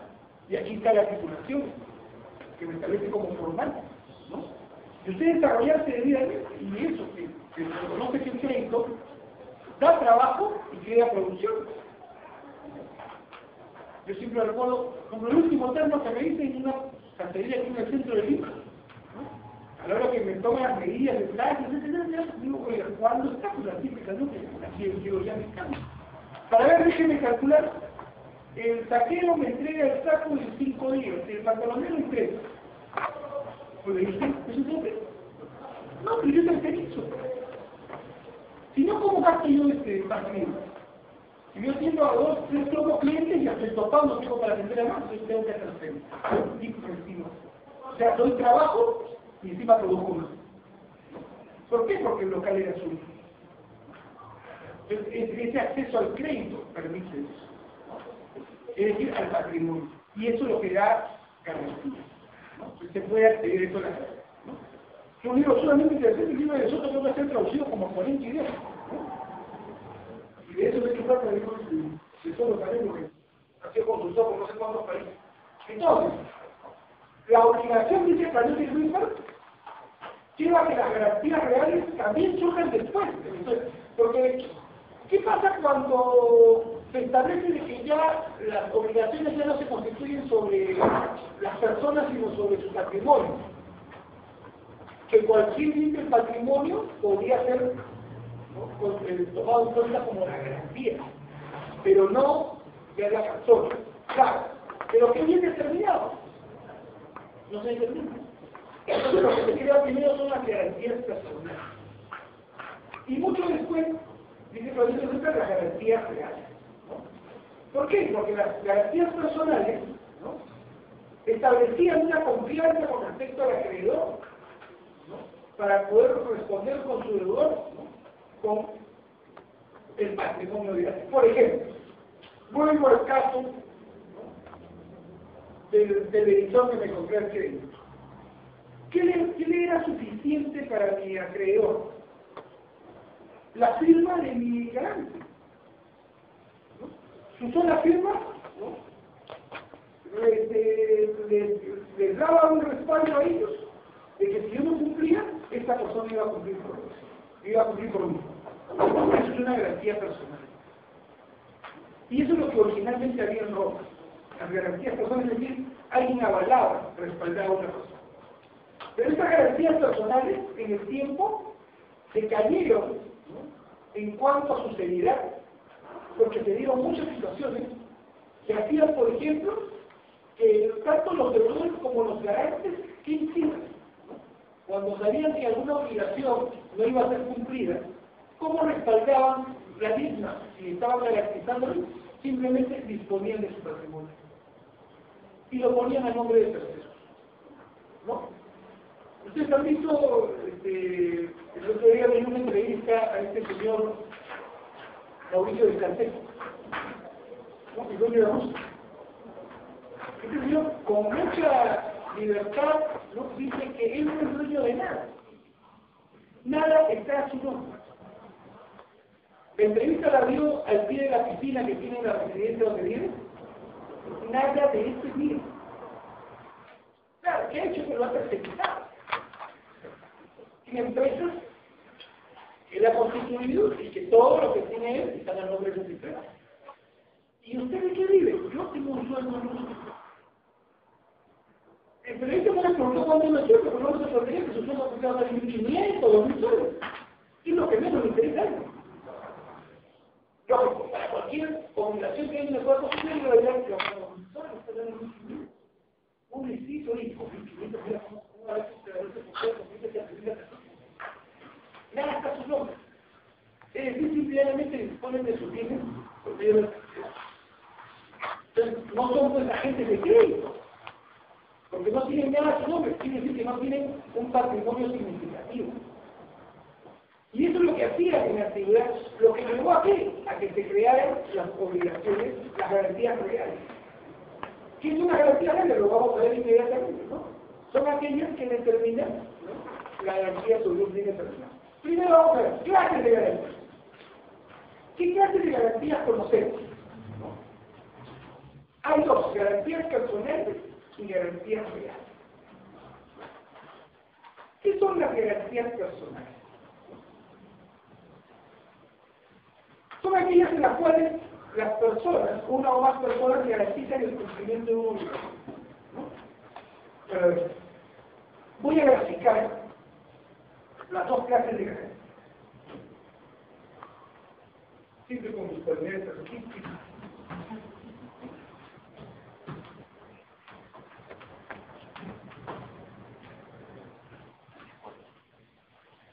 Acá hay dos obligaciones, ¿no?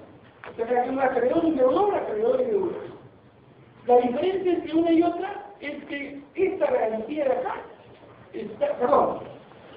esta obligación de acá está respaldada por una garantía personal.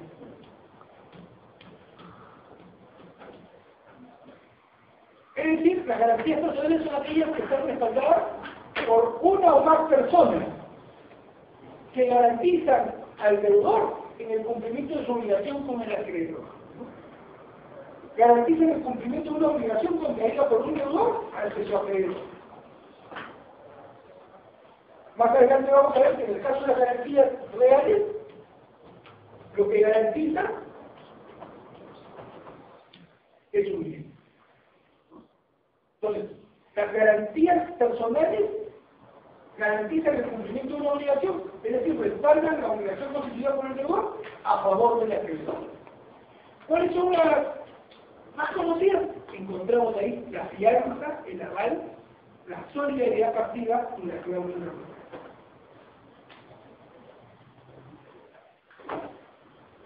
Ahora ver, la idea general está clara.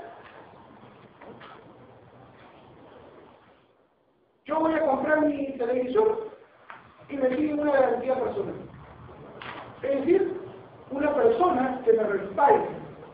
¿Con qué le respaldan? Le respaldan con su patrimonio. ¿Por qué? Porque en caso de incumplimiento, el acreedor exigirá a dichas personas. ¿Quiénes son dichas personas? El acreedor o los garantes. El pago de la obligación que garantizar. Si el deudor y los garantes no cumplieran con cancelar la obligación, o sea, que va a tener una obligación personal, responderán con sus patrimonios.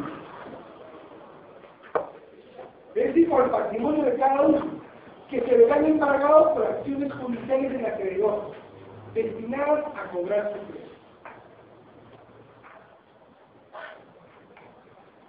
Pero, ojo, estoy utilizando el término patrimonio. El patrimonio, ¿qué implica? Lo vimos el ciclo pasado, los que llevaron reales comunes.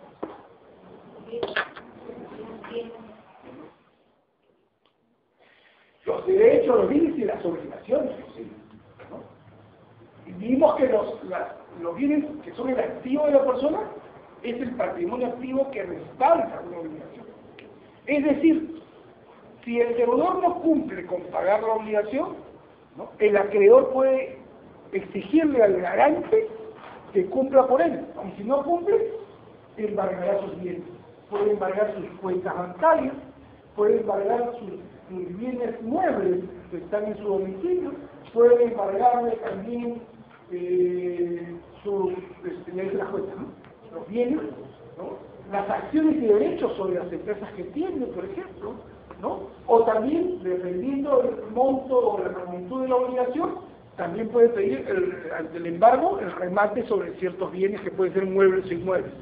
Es decir, con lo que encuentre del patrimonio del garante. Por eso es que en Roma, ¿qué hacían? Pues, ¿no?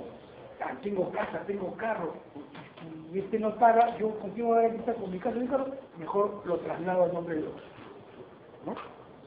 Pero eso lo tienen que hacer con tiempo, ¿no? Porque si lo hacen cuando ya la obligación está constituida, ¿no?, y lo trasladan a otro, ¿qué acción tendrían que interponer? Curso de acto jurídico.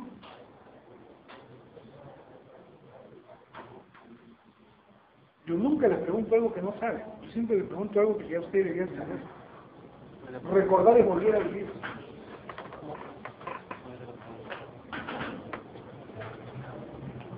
¿Qué pasa si el acreedor desea ejecutar un bien del deudor o de su garante, ¿no?, que lo respaldaba con su patrimonio y se da con la sorpresa de que, oye, la casa que tenía mi deudor, mi garante, ¿no?, lo ha vendido a otro? Lo ha hecho para no pagarle. ¿Qué tengo que hacer yo? ¿Llorar? ¿Lamentarme? ¿No? ¿Qué acción? Acción Pauliano revocatoria. Acción Pauliano revocatoria, señor juez. Mire lo que es este sinvergüenza. Sabiendo que me tiene mal, y yo, encargando de eso, lo ha vendido. ¿No? Hay que dejar sin efecto, así de que ese bien regrese al patrimonio de él y yo lo voy a ejecutar. ¿No? ¿Por qué? Porque él me ha respaldado una garantía personal con su patrimonio. Es decir, no me ha individualizado un bien. Él lo ha respaldado a su sola firma con su patrimonio. Y por eso es que hemos visto que hay varias figuras. Vamos a ver cada una de ellas. Cada una de ellas. Primero encontramos a la fianza. ¿Qué es la fianza? La fianza es un tipo de contrato que está regulado, es un contrato típico, un contrato nominado, que está regulado en nuestro código, artículo 1878 del código. Dice que la fianza es un contrato accesorio. ¿Qué significa que sea un contrato accesorio? Que es un contrato que se desarrolla como consecuencia de una obligación principal. Este contrato accesorio de fianza dice: por la fianza, el fiador se obliga frente al acreedor a cumplir determinada prestación en garantía de una obligación ajena, si esta no es cumplida por el deudor. También dice que la fianza puede sustituirse no solo a favor del deudor, sino del fiador. ¿Qué quiere decir entonces? ¿No? Por ejemplo, si estos dos han constituido una obligación mediante un contrato, ¿no? Un contrato de mutuo, por ejemplo, que es el típico contrato de crédito que alguien que presta dinero a otro, a la vez, ¿no? Uno de estos, o todos, dependiendo que garante, suscribe con el acreedor otro contrato. Este es el fianza. Pero miren quién suscribe con quién. Es este garante, bajo la figura de la fianza, por eso es que el término garante es un término genérico. En cambio, dependiendo de la figura que se constituya, comienza usted a individualizarlo. Si yo le digo que este es un fiador, quiere decir entonces que hay un contrato de fianza.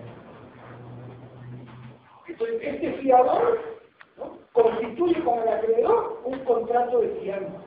Es un contrato accesorio, claro, porque depende de un contrato principal que es esto. Lo que se llama el crédito principal. Aquí nace esta figura. ¿Está claro? ¿Acaso es una yaca cortesía del curso? ¿No? Usted puso de garantía real. Pero para entender que es una garantía real, pues no tenemos que explicar que es una garantía real. Esta figura la van a ver ustedes en contrato, por ejemplo, la fianza. O el aval lo van a ver en este curso de título valor. ¿No? Yo estoy dando un curso gratis, no tiene costo. Por favor.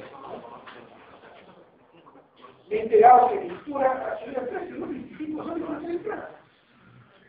Y encima si va a comprar me cuesta 20 de estacionamiento. Y si quieren dar a un congreso de Chesque, tiene un costo aparte. No soy externo. ¿No? Eso le enseñó en ninguna noticia que ayer. Así es. Toma esta cultura y voy solo. Aquí, ¿qué es la fianza? Es un contrato accesorio. Tiene que existir primero una obligación principal. Y la obligación principal va a llevar a constituir una fianza. ¿Qué es la fianza? ¿No? El compromiso que toma un fiador, ¿no?, a favor del acreedor. Si aquí no se cumple este contrato, el acreedor exigirá que se cumpla. Así es decir, ¿y con qué? Con su sola firma. Porque es un contrato, pues. Es un contrato. Con su sola firma. ¿Qué respalda ese contrato? El patrimonio del fiador. Lógico, pues, en las garantías personales, como la fianza, es lo único que va a tener que condicionar el acreedor para que alguien pueda tomar la condición de fiador o de aval, es decir, de garante. Que sea una persona que tenga patrimonio. Y es más, que tenga un patrimonio mayor, o un ingreso mayor, ¿no?, que su deudor. Claro, con todo el respeto que me merecen los bachimanes. Si yo soy un bachimán que pide prestado, ¿no?, me digo que tiene usted que tener un garante y no va a traer otro bachimán, ¿no?, que gana tan igual o menos que yo, ¿no? Disculpen, es un ejemplo extremo, ¿no? Realmente para a lo sumo poder representar al jefe, ¿no?, de los bachimanes que debe ganar más que yo, ¿no? O al gerente de la empresa de los gigantes, ¿no?, que me avala. Ahí sí, ya, ahí sí, porque de hecho se recibe toda la plata, ¿no? Si se paga poco, se recibe todo, ya esa firma me interesa, que ese sea tu fiador, para respaldar la obligación principal que tú has constituido, ¿no?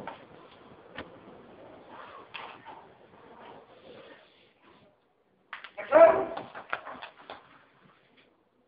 Su silencio me lleva a pensar, ¿está claro? No he entendido nada, ¿no? Eso ya lo sabía en la evaluación de la Entonces, eso es lo que se conoce como la fianza, un contrato accesorio. Después tenemos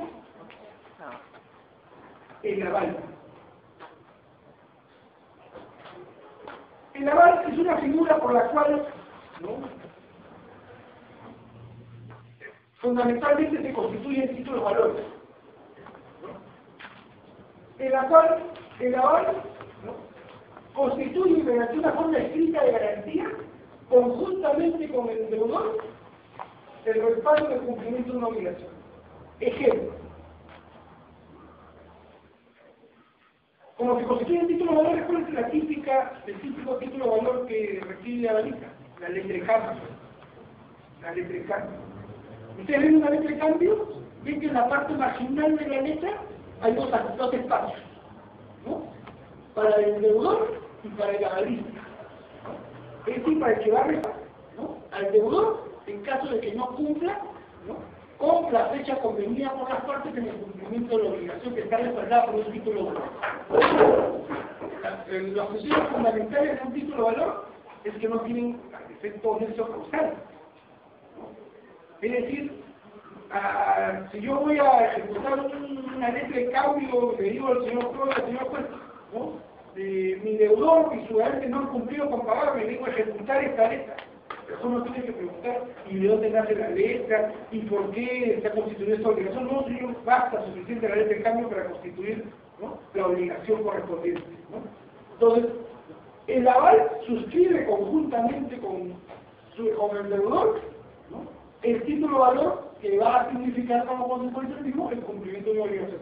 De tal manera que el acreedor, en la fecha en que vence el título de valor, no les pagaba la obligación constituida, podrá ejecutar el mismo, ¿no? Contra los dos, contra el deudor y contra el acreedor. El aval es un tipo de garantía que generalmente se utiliza en el derecho comercial por medio de los títulos de valor. Muy genérico, porque ustedes lo van a desarrollar en el curso de título de valor. No digo más. No digo más.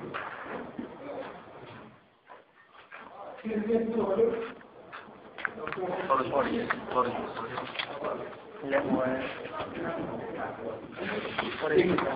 ¿Cuál es la otra figura conocida como garantía personal? La solidaridad pasiva. ¿Qué es la solidaridad pasiva? La solidaridad pasiva es una modalidad de obligación que permite, en caso de pluralidad de deudores, que cualquiera de ellos esté obligado a pagar la totalidad de la deuda.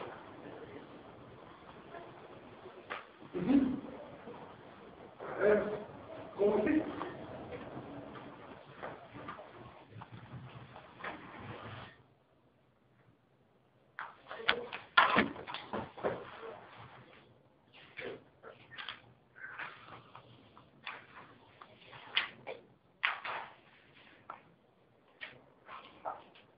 En el mundo de las obligaciones, en la clasificación de las obligaciones, hay una clasificación en cuanto al número de sujetos. Cuando una obligación se constituye entre un acreedor y un deudor, eso es lo que se conoce como una obligación simple o única. Un solo acreedor y un solo deudor. Pero cuando el número de sujetos intervinientes es mayor, ya hablamos de las obligaciones múltiples. Obligaciones múltiples. ¿Qué es una obligación múltiple? Es aquella obligación que puede darse de tres formas. Una llamada obligación múltiple activa, otra obligación múltiple pasiva y otra obligación múltiple mixta, que viene a ser qué cosa. Hemos dicho ahí que en toda obligación hay un sujeto activo y un sujeto pasivo. ¿Está bien? El sujeto activo es el acreedor, que es el que obliga al deudor al cumplimiento de una obligación. En una obligación múltiple activa, la llamamos activa porque hay más de dos o más acreedores y hay un solo deudor. ¿Cuándo la obligación múltiple es pasiva? Cuando hay dos o más deudores y un solo acreedor. Y la obligación múltiple mixta, o también llamada plena, es aquella donde hay varios acreedores y varios deudores. Entonces, cuando escuchemos Por ejemplo, aquí que es una solidaridad pasiva, es una obligación múltiple donde hay varios deudores, hay un solo acreedor. Figura que también podrían decir, vamos a hacerlo. Para entender, hasta el momento estoy explicando el término activo-pasivo. En las obligaciones múltiples, cuando hablo de activa, quiere decir que hay varios acreedores y un solo deudor. Cuando se habla de pasiva, es que hay varios deudores y un solo acreedor. Y cuando hablamos de mixta o plena, hablamos de varios acreedores y varios deudores.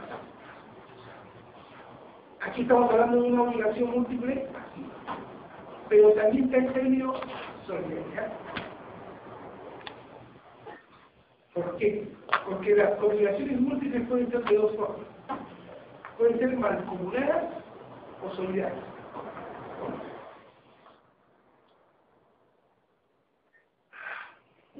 Vamos a señalar un ejemplo. Si yo me pongo de acuerdo con el caballero en realizar una relación obligacional, solamente entre él y yo es una obligación simple, ¿no? Pero, si todos ustedes se reúnen y acuerdan que el derecho solo no va a dar de ganar, porque nosotros nos dedicamos al comercio, entonces se ponen de acuerdo para constituir un negocio, una galería comercial. Pongamos en este supuesto. Dice, bueno, pues para establecer nuestro negocio todos vamos a necesitar plata. Vamos a pedir un crédito.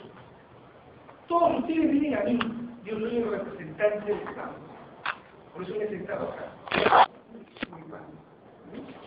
Soy el representante de la entidad financiera, de la entidad crediticia que les va a aplicar a todos ustedes.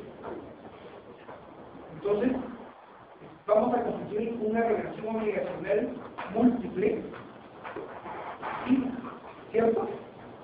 Pasiva. ¿Por qué se llama pasiva? Porque son varios de una vez y un solo acreedor.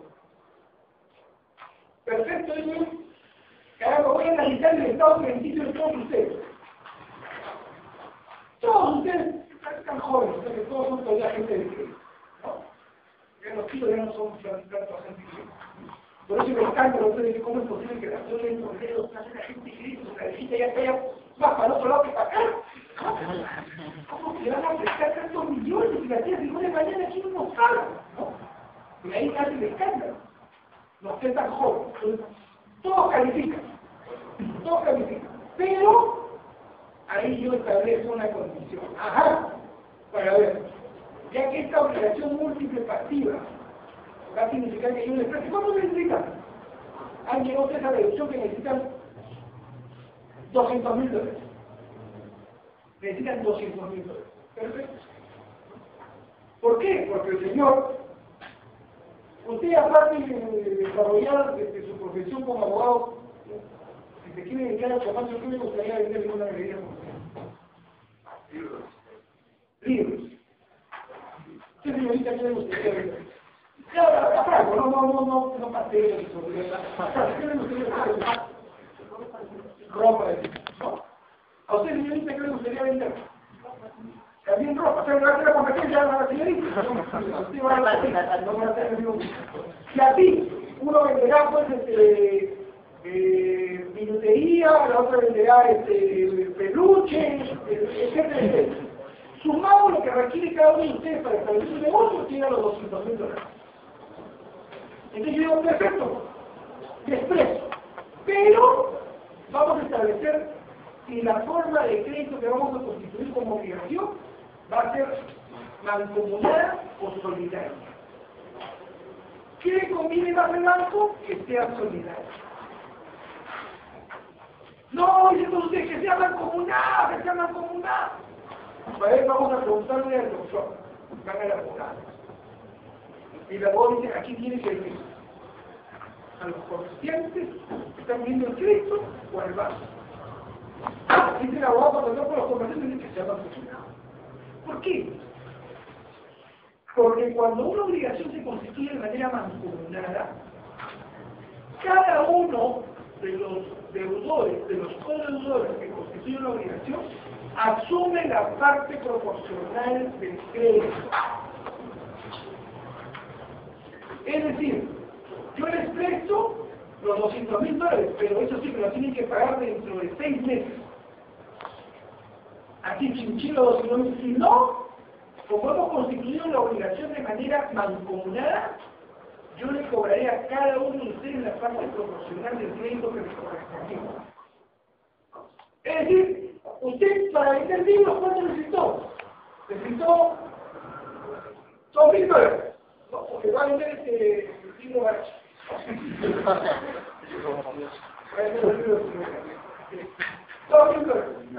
La señorita para ropa y de gala, ¿no? Va a requerir $10.000. Usted va a decir, ¿cómo yo $2.000 nada más, pero yo que tengo que hacer está el dinero $1.000, no. Cada uno va a ir con su pañuelo. En las obligaciones mancomunadas, cada uno de los codeudores asume la parte proporcional de la obligación. Y se libera de la obligación principal cumpliendo con la parte proporcional que le corresponde.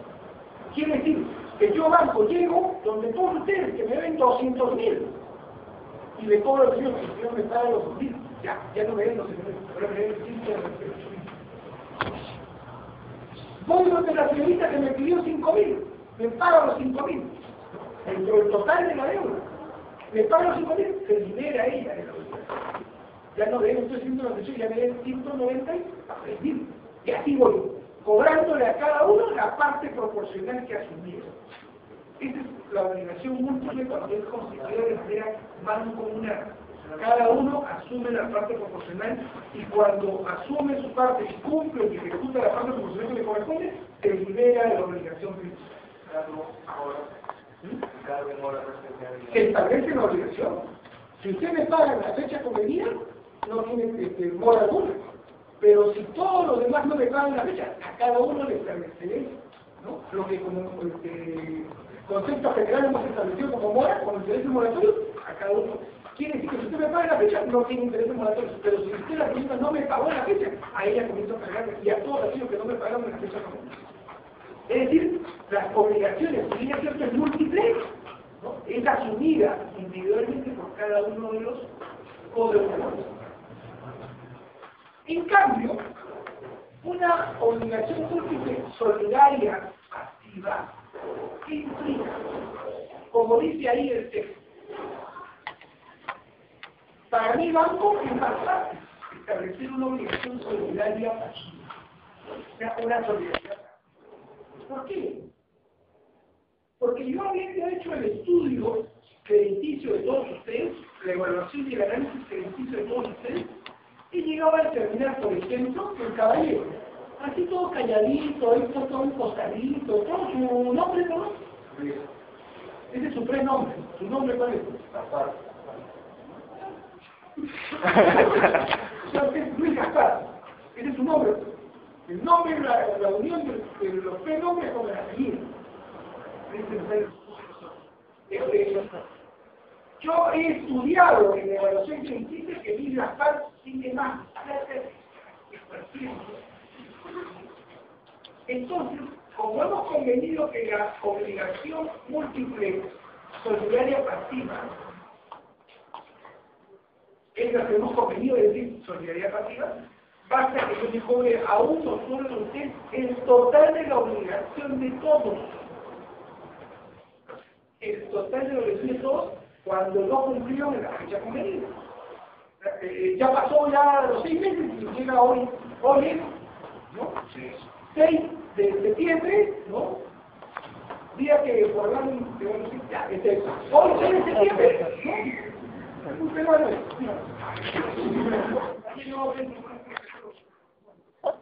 Hoy 6 de septiembre de 2013 tienen que pagar los $200.000. No me pagan. Ah, no me pagan. Perfecto. Me voy donde Luis Gaspar y a él le cobro los $200.000. Toda la obligación se la cobro a él. Quiere decir que potencialmente todos estarían dispuestos a tener que cargar con la obligación. ¿Quién determina en una solidaridad pasiva a quién cobrar? Yo, el acreedor. El acreedor determina a cuál de los proveedores le cobra el total de la obligación. Capaz de plata. Es más, los 2 millones de dólares que tiene, lo tiene en una cuenta en mi banco. O sea que lo único que tengo que hacer yo es aplicarle, ¿no?, en su cuenta los 200.000 y me cobro. Y yo, para mí, me liberé de la obligación porque ya cumplieron que pagar. ¿Por medio de quién? De la solidaridad pasiva, que uno es código. Pero la cosa no queda ahí, lógico, ¿no? Sino que es injusta, ¿no? Yo le transmito mis derechos de acreencia al señor Lazaro. Eso es lo que se llama la subrogación. Él se subroga en mis derechos de acreedor. Y a partir de ahora él le va a cobrar a usted. Pero ya, como él no convino con ustedes de la forma de pago, nuestro código dice que cuando la obligación múltiple no establece su modalidad, se considera, se presume que es mancomunada. Entonces el señor Azar le va a cobrar, va a tocar la puerta de cada uno de ustedes y le va a cobrar la parte proporcional que cada uno asumió de la obligación. Él es el que se vuelve ahora. Deja de ser codeudor, porque ya pagó por todos ustedes, y ahora se vuelve acreedor de todos ustedes. Así operan las obligaciones solidarias. Es una forma de garantía. ¿Qué garantiza al acreedor de que alguien le va a pagar la obligación? Cualquiera de los codeudores. ¿Por qué? Porque no le pagaron en el momento y la forma establecida. Ah, ustedes quedaron en que le pagaban hoy día, 6 de septiembre. No estamos diciendo, no, miren cómo estamos juntando, no todos han llegado. No te importa. Como lo hemos establecido solidariamente, ¿no?, sobre una solidaridad pasiva, y después se les cobra el seguro. Ya que él, ustedes arreglen la cosa. Él me pagó los 200. Esa es la solidaridad pasiva. Es considerar la doctrina y el código como una forma de obligación, de garantía sobre la obligación principal. ¿Está claro? Para entender eso tenemos que contar toda la historia de las obligaciones múltiples. No lo podíamos olvidar. ¿Está bien? Sí, señor. Yo parece que, por ejemplo, en el ejemplo, él no puede cubrir esa totalidad de deuda que el banco le cobra. ¿Cómo sería para cobrarlo? ¿No? O sea,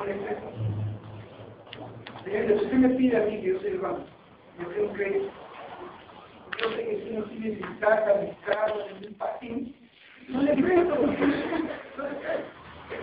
salgo y usted me está yendo para allá. Algo que tengo que ver. Si usted hay alguien que tenga capacidad de asumir la obligación que usted está conteniendo conmigo, entonces ahí le presto. ¿Por qué? Como venimos diciendo, la garantía que es la seguridad o respaldo que tiene el acreedor ante el incumplimiento de la obligación contraída por el acreedor. Por eso es que yo que fui muy cuidadoso en decir que hago yo una evaluación crediticia. No soy tonto, pues tengo la cara nada más, no lo soy. Y yo acepto prestarles esto que yo sé que algunos de ustedes están en condiciones de pagarme. Todo. Pero, claro, pues tampoco el señor la paga, ¿no? No va a ser pues de gozo la paga de tener que decir, no se preocupe que usted no tiene para pagar, cabrón. ¿De dónde? Pues dice el negocio cada uno. Y esa es la naturaleza del crédito. Por eso es que cuando la superintendencia advierte a las personas que tienen tarjeta de crédito, señor, no compre bienes de consumo, compre usted lo que necesita. Pero no me compre, usted no vaya usted al mercado para tarjeta de crédito. No es una actividad productiva. Usted va a utilizarlo para algún negocio, algo que le va a producir, y utilice ese dinero, claro, va a obtener después como recuperarlo y cumplir su obligación. Yo les presto que ustedes van a abrir un negocio, o sea, yo ya tengo, ¿no?, la seguridad de que lo que les estoy prestando es para que ustedes produzcan.